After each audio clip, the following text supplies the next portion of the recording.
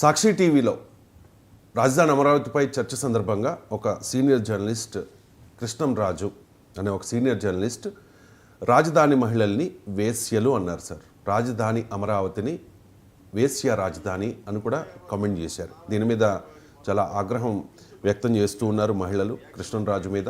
And ఆ చర్చను conduct చేసిన మరో సీనియర్ జర్నలిస్ట్ కొమ్మినేని శ్రీనివాస్ మీద కేసు కూడా పెట్టారు. దిష్టి బొమ్మల్ని తగలబెట్టారు, చెప్పులతో కొట్టారు. చంద్రబాబు నాయుడు కూడా ఈ మాటల మీద, ఈ వ్యాఖ్యల మీద రెస్పాండ్ అయ్యారు సార్. రాజధానిపై విషం చిమ్ముతూ ఉన్నారు అంటూ చంద్రబాబు నాయుడు చెప్తూ ఉన్నారు. దీనికి బాధ్యత వహించి జగన్ క్షమాపణ చెప్పాలి అనేది చంద్రబాబు డిమాండ్. పవన్ కళ్యాణ్ రెస్పాండ్ అయ్యారు. ఆ వ్యాఖ్యల వెనుక వ్యవస్థీకృత కుట్ర ఉంది అని చెప్పేసి రాజధాని మహిళలు డిమాండ్ చేస్తూ ఉన్నారు. వైఎస్ భారతి క్షమాపణ చెప్పాలి అని చెప్పేసి.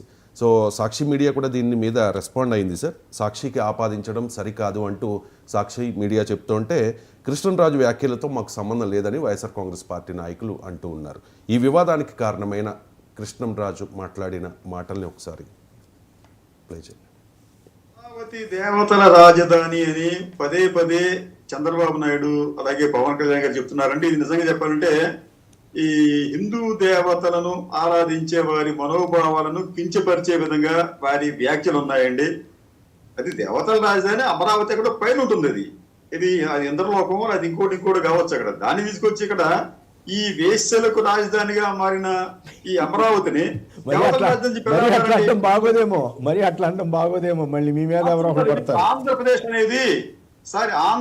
అనేది ఈ రోజున ఈ సెక్స్ వర్కర్లకు అగ్రస్థానంలో ఉంది. కానీ ఆ ఎక్కువ మంది సెక్స్ వర్కర్లు ఎక్కడున్నారంటే అమరావతి చుట్టుపక్కల ప్రాంతాల్లో ఉన్నారు. ఆ వార్త నేను కూడా చూశాను. టైమ్స్ ఆఫ్ ఇండియాలోనూ దేంట్లో హిందూలోనూ వచ్చింది. కరెక్టే కానీ బట్ మనం పద్దాకి రెఫర్ చేస్తే అదేదో అసూయనో ఇంకోటనో కృష్ణరాజు గారికి ఇట్లా అని అట్లా అని వాళ్ళు సోషల్ మీడియాలో మీ మీద నీచంగా ప్రచారం చేసే అవకాశం ఉంటుంది. ఇక్కడ వారు నీచంగా చేస్తారో చేసుకోవచ్చు, లేకపోతే చేయకపోవచ్చు, మనకు అనవసరం ఉండదు. కానీ ఒక వాస్తవాన్ని వాస్తవంగా దాన్ని మనం చెప్పలేకపోతే మనం ఈ సమాజానికి ద్రోహం చేసినట్టు అవుతుందండి. ఇది నేను చెప్పిన ఈ వేశ్య కేంద్రాలకు సంబంధించి దాదాపు 150 స్వచ్ఛంద సేవా సంస్థలు అమరావతి చుట్టుపక్కల ప్రాంతాల్లో పనిచేస్తున్నాయి అంటే అక్కడ ఎంత తీవ్రంగా ఉందో ఆ సమస్యను అర్థం చేసుకోవాలి. అట్లాగే ఎయిడ్స్ వ్యాధిగ్రస్తులు కూడా, ముఖ్యంగా ఈ సెక్స్ వర్కర్లో ఉన్న ఎయిడ్స్ వర్కర్లు చాలా పెద్ద సంఖ్యలో అక్కడ ఉన్నారని చెప్పి ఒక స్వచ్ఛంద సేవా సంస్థ నడిపే ఒక వ్యక్తి నాకు స్వయంగా చెప్పారండి. ఆయన ఉంటారు చంద్రబాబు నాయుడు గారు అమరావతి దేవతల రాజధాని అంట. కానీ ఈ రోజునది సెక్స్ వర్కర్లకు నిలయంగా మారినట్టుగా ఆరోపణలు ఉన్నాయి. కృష్ణరాజు అనే సీనియర్ జర్నలిస్ట్ పదే పదే వేశ్యలు, సెక్స్ వర్కర్లు అని ప్రస్తావించడాన్ని ఆ చర్చను కండక్ట్ చేస్తున్న మరో సీనియర్ జర్నలిస్ట్ కొమ్మినేని ఖండించలేదు.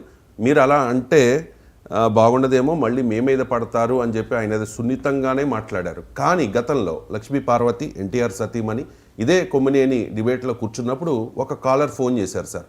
ఫోన్ చేసినప్పుడు లక్ష్మీ పార్వతిని ఆయన అనుచిత వ్యాఖ్యలు చేస్తే వెంటనే చాలా రెస్పాండ్ అయ్యారు. ఒకసారి అది కూడా వినిపించండి. రాజు గారు భీమవరం నుంచి. రాజు గారు నమస్కారం, మాట్లాడండి సార్. ఆడదాని వల్ల రాజు రాజ్యాన్ని కోల్పోయారనేది నా పాత చరిత్ర సార్. ఎన్టీఆర్ గారు లక్ష్మీ పార్వతి గారు స్టెరాయిడ్స్ ఇచ్చేసి ఈమె చేశారనేది ఈమె మీద ఆరోపణ. మొగుడిని వదిలేసి వచ్చినావా ఈమె తీసుకొచ్చి పిచ్చివాడు వాగమాక. రాజు, నువ్వు ఎందుకు వచ్చావో అర్థమైంది. నువ్వు పిచ్చివాడు వాగితే నీకే నష్టం. మీ ఇంట్లో ఆడవాళ్ళు లేరా? మీకేమి అక్కలు చెల్లెళ్ళు లేరా? ఎవరు విడాకులు తీసుకోవట్లేదా? ఏం మాట్లాడతావు నువ్వు?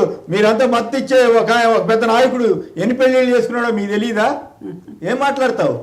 అట్లా అనవసరమైన విషయాల్లోకి వెళ్ళి మీరు మహిళలను అవమానపరిస్తే ఒప్పుకునేది లేదు. మహిళలు అవమానపరిచే వాళ్ళేమో మీకు గొప్ప నాయకులా, వీళ్ళేమో ఆవిడ జీవితం ఆవిడ ఇష్టం. నువ్వెవడు చెప్పడానికి? లక్ష్మీపార్వతి అదే ప్యానెల్లో ఉన్నారు సార్, ప్యానెల్లో ఉన్నారు. అండ్ వైసీపీ నాయకురాలు కూడా. కాబట్టి కొమ్మినేని గారికి కోపం వచ్చింది. మరి రాజధాని మహిళలను అంటే అదే ప్యానెల్లో ఉన్న కృష్ణరాజు మాట్లాడితే మీకు ఎందుకు కోపం రాలేదు అని చెప్పి కొమ్మినేనిని విపరీతంగా టీడీపీ నాయకులు విమర్శిస్తూ ఉన్నారు సార్. మీ కామెంట్ ఏంటి దీని మీద? ఎట్టి పరిస్థితుల్లో అభ్యంతరకరం, అనుమానమే ఉంది అందులో. సభ్య సమాజం అంగీకరించలేని కామెంట్ కదా. ఇప్పుడు ఒక ప్రాంతాన్ని, ఒక రాష్ట్రాన్ని, ఒక నగరాన్ని, ఒక భాషను, ఒక జాతిని ఎప్పుడూ అవమానించకూడదు. సో ఒక అమరావతి పైన మీకు రాజకీయపరమైన అభ్యంతరాలున్నా, అభివృద్ధి నమూనా మోడల్ ఆఫ్ డెవలప్మెంట్ పైన అభ్యంతరాలుంటే దానిపైన there can be debate, discourse, వాద ప్రతివాదాలు ఉండొచ్చు, కానీ ఆ మాట అనడానికి కూడా అభ్యంతరకరం కదా. వేశ్యల రాజధాని ఏంటది? అమరావతి ఒక చారిత్రక ప్రాశస్త్యం ఉన్న పట్టణం అది. అఫ్కోర్స్ రాజధానిగా ఇంకా రూపాంతరం చెందక ముందు కూడా అమరావతి ఉంది కదా అక్కడ. సో అది కాలచక్ర మహాసభలు జరిగిన పవిత్ర భూమి అది. సో మీకు హిందూ బౌద్ధ మత పుణ్యక్షేత్రాలు ఉన్న గడ్డ కదా, చారిత్రక నగరం, శాతవాహనుల రాజధానిగా కూడా ఉండే. అందువల్ల we have to respect that history, culture కదా, చరిత్ర, సంస్కృతి, వీటిని గౌరవించాలి. కనుక అమరావతి పైన ఉన్న రాజకీయపరమైన అభ్యంతరాలు లేదు, అభివృద్ధి నమూనా పైన ఉన్న అభ్యంతరాలు, ఆఖరికి అమరావతిని బ్రాండ్ను దెబ్బతీసేలా ఎవరు మాట్లాడినా ఎట్టి పరిస్థితుల్లో అంగీకారం కాదు. Absolutely condemnable. దాన్ని ఎవ్వరూ సమర్థించలేరు. సభ్య సమాజం కూడా అలాంటి భాషను యాక్సెప్ట్ చేయరు. ఇప్పుడు నేను కూడా కొన్ని వేల గంటలు లైవ్లో మాట్లాడాను. ఫార్చునేట్లీ నేను ఏనాడు నోరు జారలేదు, వివాదం కాలేదు. కానీ నేను అర్థం చేసుకోగలుగుతాను, ఎవరైనా లైవ్లో మాట్లాడుతున్నప్పుడు పొరపాటుగాన ఏదైనా మాట్లాడచ్చు, పొరపాటు అర్థమచ్చేలా కూడా మాట్లాడవచ్చు. అప్పటికి వెంటనే వారు క్షమాపణ చెప్పడము దాంతో ముగుస్తుంది. కానీ ఈ చర్చ ధోరణి చూస్తే పొరపాటున దొర్లినట్టుగా అనిపించడం లేదు. సో డెలిబరేట్గానే ఆ వ్యాఖ్య చేసినట్లుగా కనిపిస్తోంది, కాన్షియస్గానే చేసినట్టు. ఎందుకంటే దాని వివరణ, దానికి సమర్థన, అవన్నీ కూడా మనం చూసాం. చాలా లాంగ్ టైం కదా అది. సో ఇంకోటి, ఇట్స్ నాట్ ఈవెన్ ఫ్యాక్చువల్, అది కూడా అర్థం చేయాలి. ఫ్యాక్చువల్ అయినా మాట్లాడకూడదు. ఇప్పుడు సెక్స్ వర్కర్లు లేని నగరాలు ఉంటాయా? సెక్స్ వర్కర్లు ఎక్కడుంటారు? డిమాండ్ అండ్ సప్లై, అది కూడా కదా. మీకు మా షాపింగ్ మాల్స్ ఎక్కడ ఉంటాయి? ప్రజలు ఉన్న చోట, జనం ఉన్న చోట, కొనుగోలు శక్తి ఉన్న చోట షాపింగ్ మాల్స్ ఉంటాయి. సెక్స్ వర్కర్స్ కూడా దురదృష్టవశాత్తు వారు, అది కూడా కొన్ని దేశాలైతే ఈవెన్ లీగలైజ్. సో ఆటోమేటిక్గా నీకు జనసందోహం ఉన్న ప్రాంతాల్లో, జనం సంచరించే హైవేస్, నగరాలు, హై పాపులేషన్ డెన్సిటీ ఉన్న ప్రాంతాలు, ఫ్లోటింగ్ పాపులేషన్ ఎక్కువ ఉన్న ప్రాంతాలు, సహజంగానే మీరు మ్యాపింగ్ ఆఫ్ సెక్స్ వర్కర్ చేయండి, అక్కడ ఎక్కువ ఉంటారు. సో మీకు ఫ్లోటింగ్ టూరిస్ట్ ప్లేసెస్ కావచ్చు, floating population, high density population, ఎందుకంటే గుర్తించడానికి కూడా వీలుండదు. అలాగే మీకు హైవేస్, ఇలాంటి హాట్స్పాట్స్గా చెప్తారు. అవి మనము దాన్ని ఆబ్జెక్టివ్గా ఎనలైజ్ చేయాలి, ఈ సమస్యను పరిష్కరించే దృక్పథంతో ఎనలైజ్ చేయాలి. ఇప్పుడు ఆ స్టడీ కూడా టైమ్స్ ఆఫ్ ఇండియాలో వచ్చిన కథనం కూడా అలాంటిదే.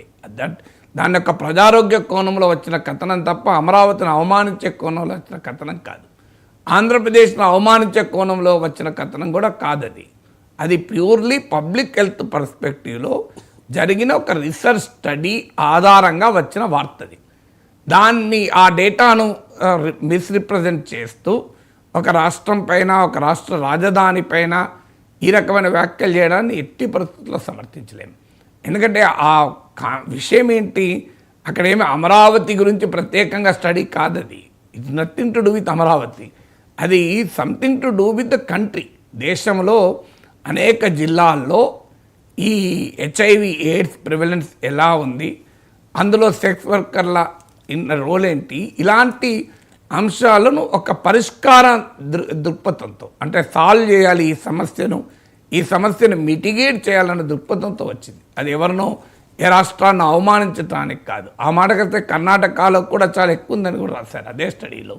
మరి కర్ణాటక, బెంగళూరును కూడా ఆ రకంగా మనం అంటే అంగీకరిస్తామా? ఇప్పుడు మనకు హైదరాబాద్ను సిటీ ఆఫ్ లేక్స్ అంటారు, చెరువుల రాజధాని నగరం అని. జైపూర్ను సిటీ ఆఫ్ ప్యాలెసెస్ అంటారు. మీకు బెంగళూరును సిలికాన్ వ్యాలీ ఆఫ్ ఇండియా అంటారు.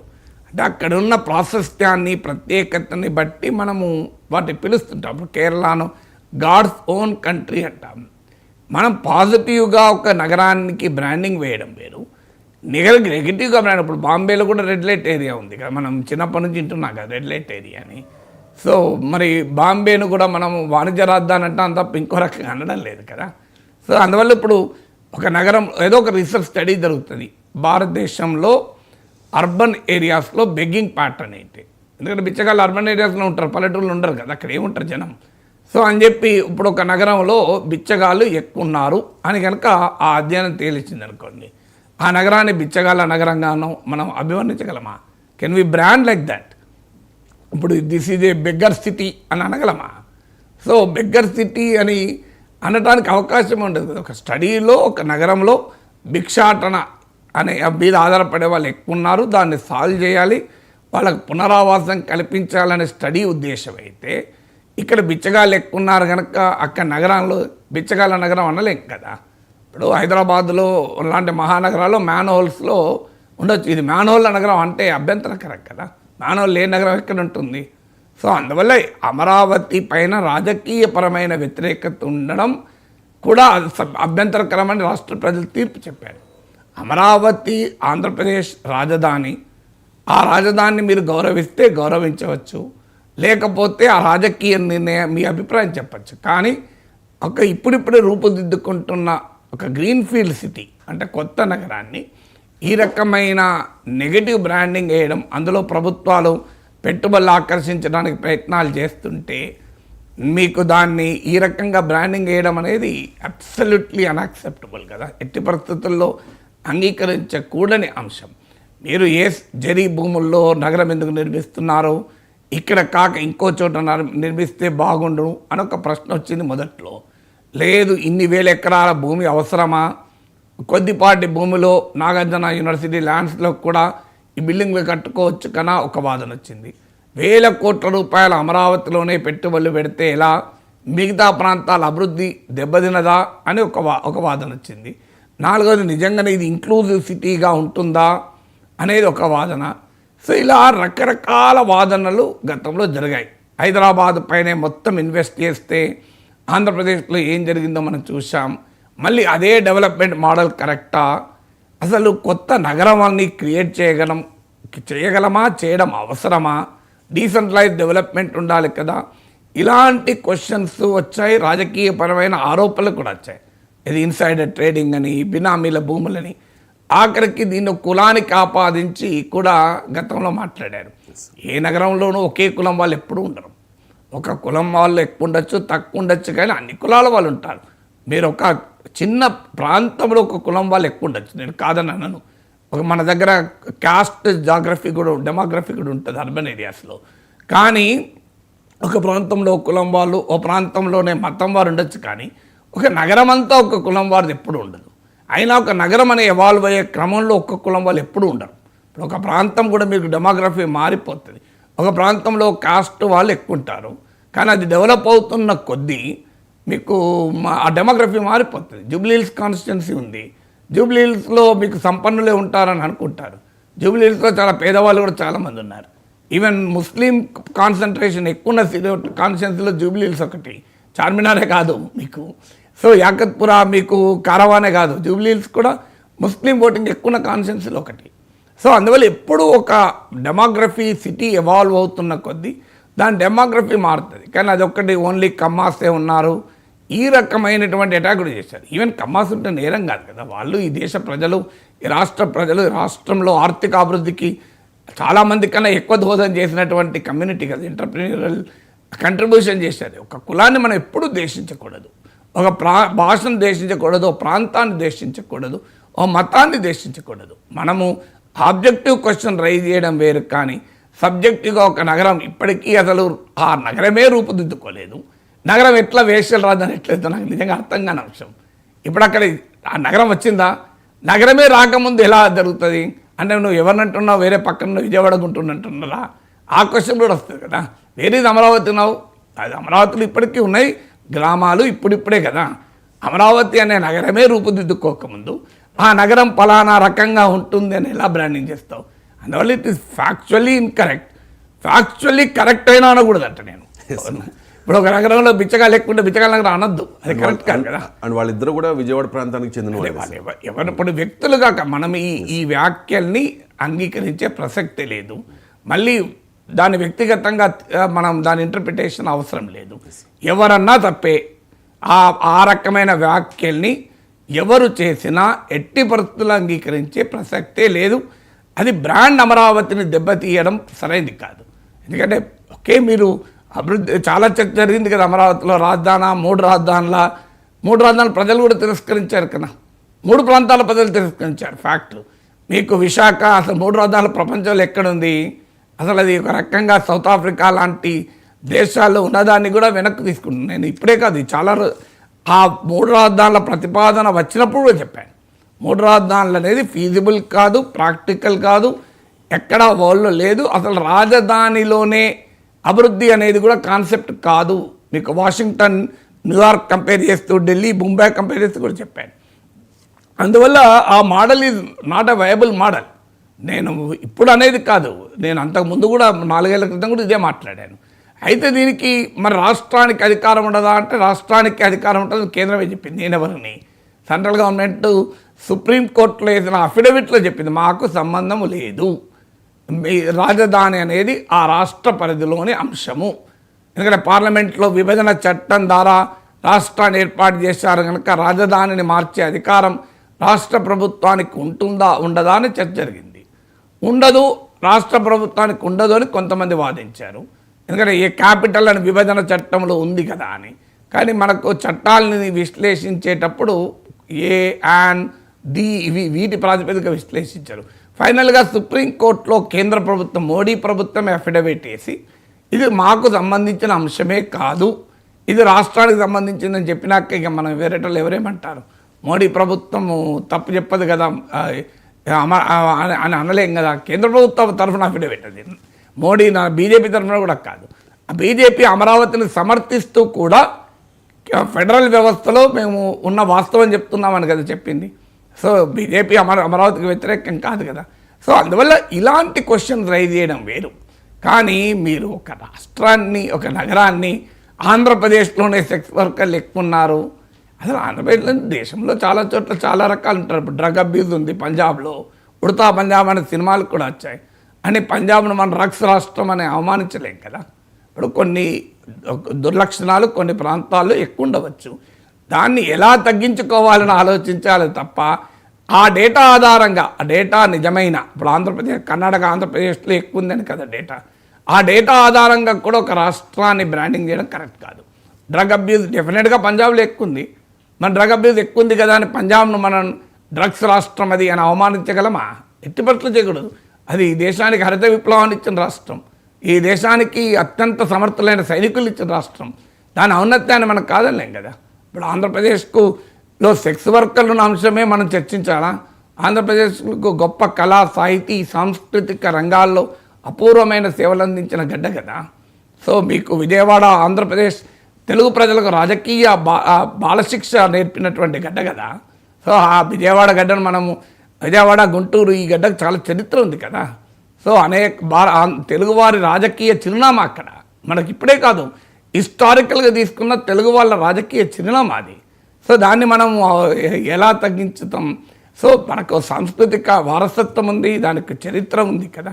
సో అందువల్ల ఒక రాష్ట్రాల్లో ఆ యాంగిల్లే చూడాల్సిన అవసరం లేదు కదా అంట నేను. ఆ రాష్ట్రానికి అనేక రకాల ప్రత్యేకతలు ఉన్నాయి. ప్రపంచ కార్పొరేట్ దిగ్గజాలు ఇచ్చినటువంటి గడ్డ కదా. మీకు సత్య, నాదెల్లా అలాంటి వాళ్ళు కూడా అక్కడి నుంచే పుట్టారు కదా. ఆ గడ్డ నుంచే కదా, రాయలసీమ గడ్డ నుంచి పుట్టారు, తెలుగు గడ్డ నుంచే పుట్టారు కదా, ఆంధ్రప్రదేశ్ ఇప్పటి ఆంధ్రప్రదేశ్ నుంచే పుట్టారు కదా. సో అందువల్ల let us not get in to such things. అందువల్ల ఎట్టి పరిస్థితుల్లో ఆ వ్యాఖ్యలు అంగీకారం కాదు. దీనిపైన వివరణలు, వ్యాఖ్యానాలు, సమర్థనలు, విశ్లేషణల కన్నా బేషరతుగా ఇలాంటి వ్యాఖ్యలు అనాల్సింది కాదు.